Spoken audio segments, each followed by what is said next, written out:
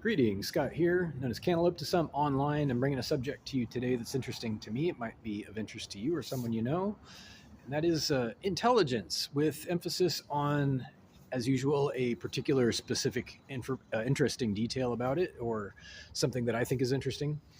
And that is when people mention intelligence, like as in human intelligence or artificial intelligence, for example, they're usually talking about something else. To be honest, they're talking about rate of errors in logic.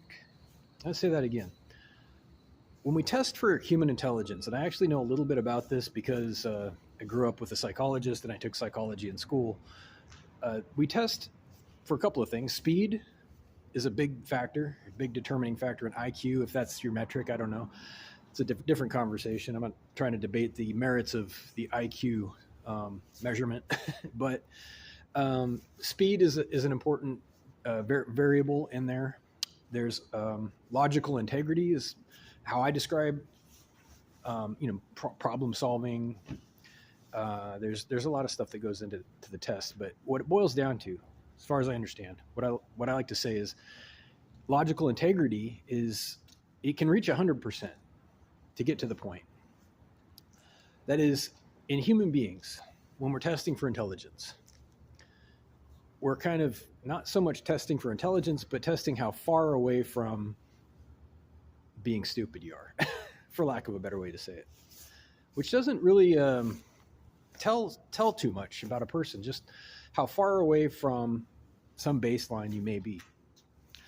And I think it's possible, like I just mentioned, to get to 100% logical integrity, which leaves only speed to measure.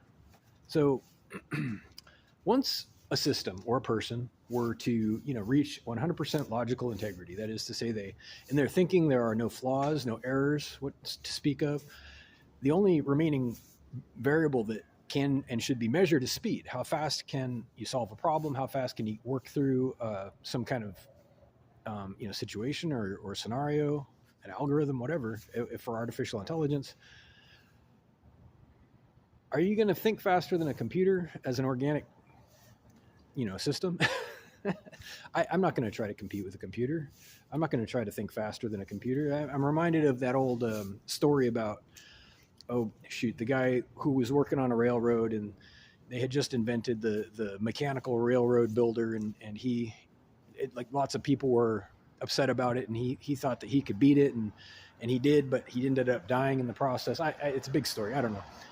you may or may not know what I'm talking about, but I see that as being analogous to artificial intelligence. It's this growing thing, and in the words of Elon Musk, however you feel about the guy, he knows a lot about the subject, and he has said, I've heard him say, that it was in its infancy. AI is growing up.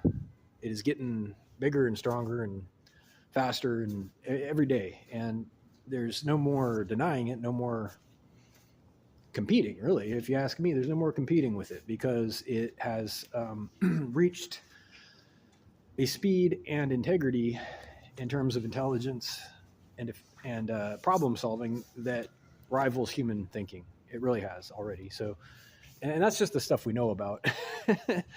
Not to be paranoid, but there are obviously programs that people don't know about. There's military programs, there's foreign programs, there's other countries doing the same thing, and for all you know, it's been around for a long, long time.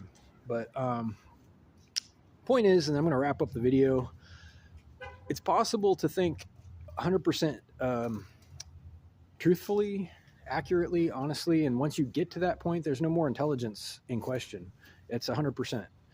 So you can count errors. That's a different thing, isn't it? So it becomes a question of how fast.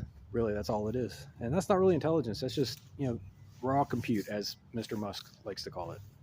Raw compute. Anyway, kind of maybe it's not the best video, but if you have questions or concerns, reach out at whitehotrobot@gmail.com. I wish you the best. Have a good day.